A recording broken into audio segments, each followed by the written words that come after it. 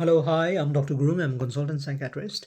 Today I'm making this video because in the last 1 or 2 weeks, there was one question that was coming to my mind that a lot of the people are academically good in schools and university. And what I've observed as a psychiatrist is that doesn't truly reflect in real practical life. Like a lot of the people who are academically very good, what I've noticed is they are not very successful in their normal practical life, and I was wondering why does that happen. um, in the last 1 or 2 weeks, I had a chance to reflect on my own life, as well as read through a lot of articles, as well as do my own research through looking at number of videos to address this question. What I have learned in this last 2 weeks is I wanted to address through five different points. So number one point, what I've observed is um, there is a bit of flaw in our education system. The students are judged, especially if you look at the Asian country, on IQ. IQ means intelligent quotient. Um, I had half of my education in the Asian country and half of my education in UK. So what I've observed in, especially in the Asian country, the education is based on intelligent quotient. That means an ability of a person to remember the facts, memorize it, and basically try to regurgitate those information. And based on that, they are marked based on the percentage that they get. But the thing that is currently lacking in that form of assessment is they don't take into account, even in the IQ, there are different variables.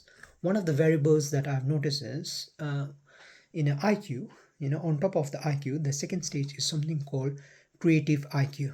Creative IQ means an ability to think outside the box. In an IQ, what happens is there's a question and you are more focused on getting an answer. Whereas in creative IQ, the main focus is not getting the right answer. The main focus is getting the right question in order to address the point. When I looked at some of the things which has happened in the past, which I found quite interesting, was if you look at the history of UK, in the past, when there was a war between UK and Germany, they were trying to encode the message. So Alan Turing was one of the person that was able to use his creative IQ in order to crack. So the way he thought this problem was not from the answer point of view, he thought it from the question point of view. So when he wanted to crack the code, he was looking at the human psychology of when they are coding it. Especially what they have noticed is the German, they were coding it after the breakfast, or after the food. So the timing was important, and the algorithm he was able to crack in. So the creative IQ basically means not to think more focus on the question, but to start with why. Okay, so this is creative IQ. About creative IQ, there's something called executive IQ. What I've found from my study is the difference between creative IQ and the executive IQ is, the best example I would give is in 1970s. A lot of the scientists, they were trying to do a lot of innovations. So one of the innovation that they were able to make in 1940s was Xerox. Xerox was basically an alternative in rather writing in a piece of paper.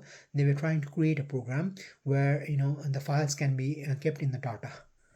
A lot of the lot of genius people were able to create the Xerox. So this is called creative IQ.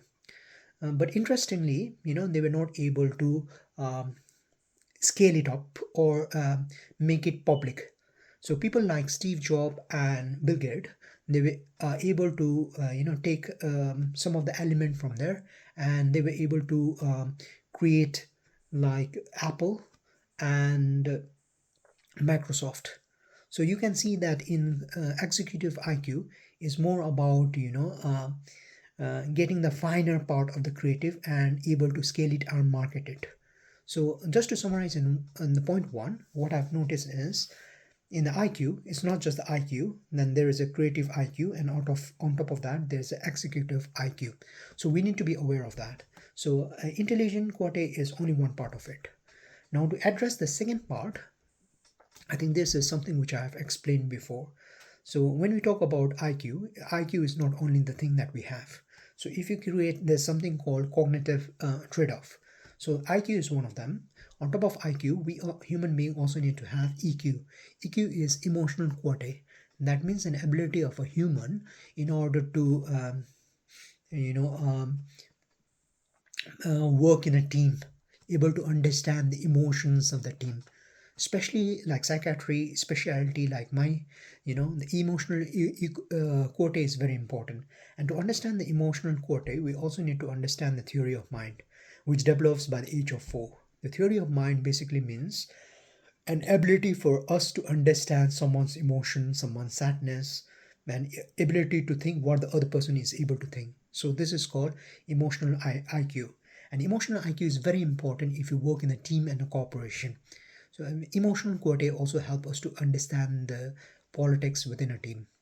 Now this is EQ, IQ, and below this there's something called stabilizer. That is an ability of us to understand the social context, to understand the hierarchical within our system and able to stabilize the system. On top of that, there is explorer. Explorer IQ means in order to look for something which have not been developed before.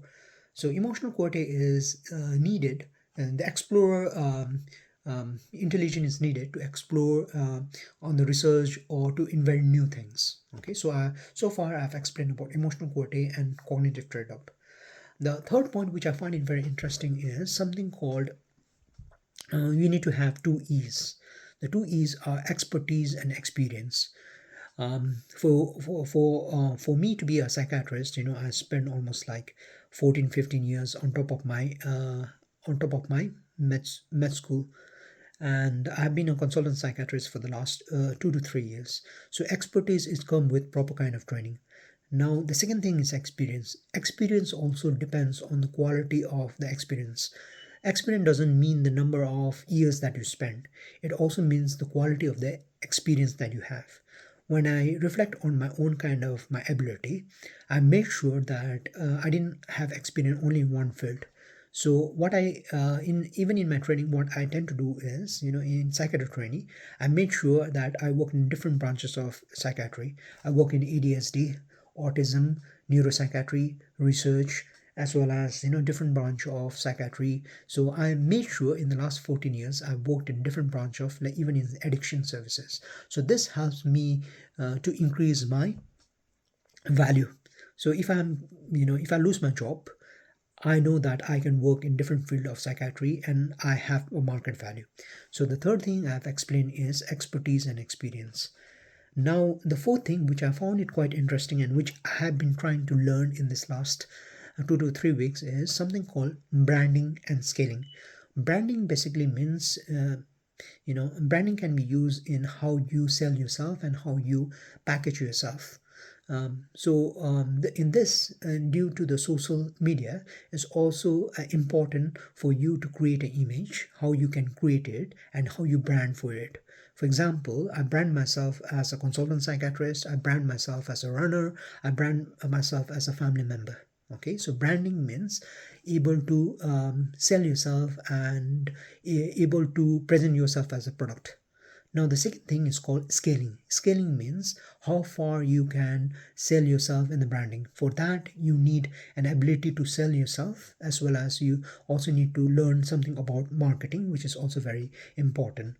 So with the marketing, you also need to learn the scale of networking. Networking means an ability to talk with other people within the organization, as well as ability to build the relationship, even people who are not in your services, or ability to learn from people who aren't even in your field, and ability to build a relation. So this comes in networking.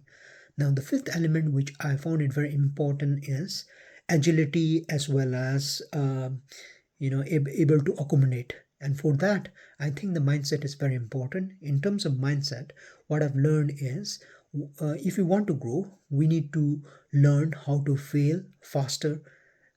And in recently I was watching a podcast, and in the podcast I found quite interesting is there are four stages in the failure. Number one is error. Error means we are not a AI, we tend to make mistakes. So the errors is an ability, is something which we can correct it in a day. Then the second one is called mistakes. Mistakes are something which, by without our knowledge, something we tend to repeat the errors, and that we need to correct within 3 months. Now the fourth thing is called something called failure. If the mistakes happen regularly and we are no, if we have got the blind side, we tend to ignore it. For that, the feedback is very important, and the failure needs to be corrected within a year. Now, if you are not able to correct the three things, then it becomes blunder, and the blunder, it tends to derail the path that we want to go forward. So in summary, in the last 10 minutes, I've talked about different concepts. So the concept which I covered is: number one, I covered on the different element of IQ. The second bit which I've covered is something about cognitive trade-off. Number three, I've covered about expertise and experience. Number fourth, I talked about branding, scaling, networking. The fourth thing I talked about is agility, accommodation, and different types of, different types like error, mistakes, failure, and blunder. Hope people find this video helpful. Take care. Thank you.